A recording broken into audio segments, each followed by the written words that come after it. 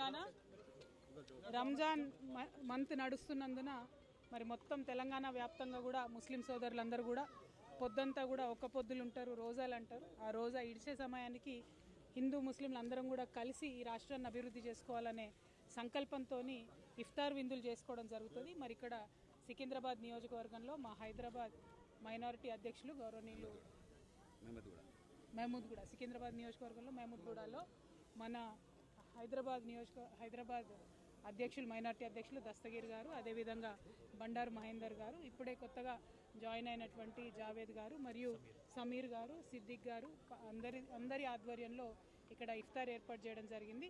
అబ్దుల్ బషీర్ గారు ప్రత్యేక శ్రద్ధతోని గత 2 సంవత్సరాలుగా ఏర్పాటు చేస్తున్న ఈ కార్యక్రమంలో మేమందరం కూడా పాల్గొన్నాం.